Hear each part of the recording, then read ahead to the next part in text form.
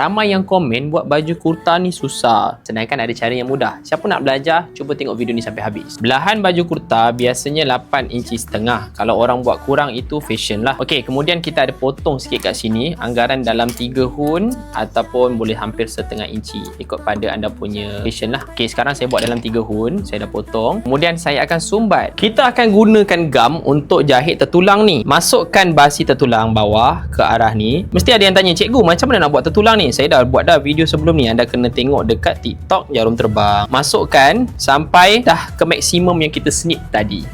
Lepas tu anda sumbatkan fusible tape ni ataupun gam ni. Ini cara newbie ni, orang pro tak buat macam ni. Kalau anda pro tak payah tengok video ni.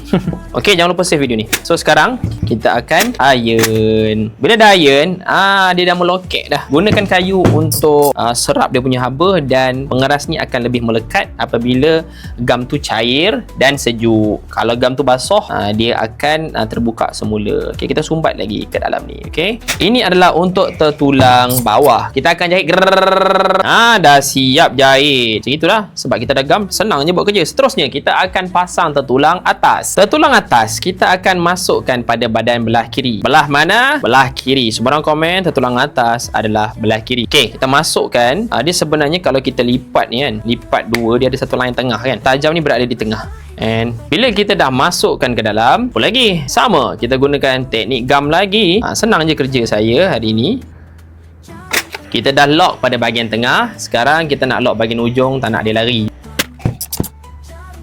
Saya nampak tu ada yang nak beli benda ni. Saya tak letak beg kuning, ada dekat showcase. Tapi kalau boleh jangan beli benda ni sahaja. Kalau boleh beli buku sekali. Support saya yang sedang buat video ni. Kita akan jahit daripada atas. Dah tak pening kepala sangat sebab dia dah gam. Jalan terus. Okay.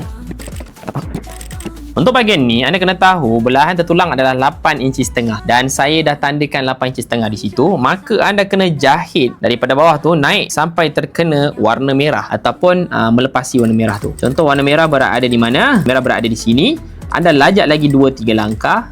Okey, untuk menguatkan dia punya jahitan, anda kena melangkah melintang dengan lebih berani seperti ini. Bagi siapa yang sedang menonton video ni, saya nak tanya anda, baju raya pada tahun 2026 jahit sendiri atau masih beli lagi? Cuba komen. Okey, turun ke bawah dan kita buat petak lah. Boleh buat pilihan, ada orang buat petak, ada orang buat love. Tak, paling senang kak. Okey, lepas tu kita tanda sikit, cari point tengah. Tukuk tengah dia, masih jadi. Langkah lagi. Okey. Kadang-kadang dia tak jadi, kadang-kadang dia jadi. Tapi kita cuba kali ini, mudah-mudahan dia menjadi.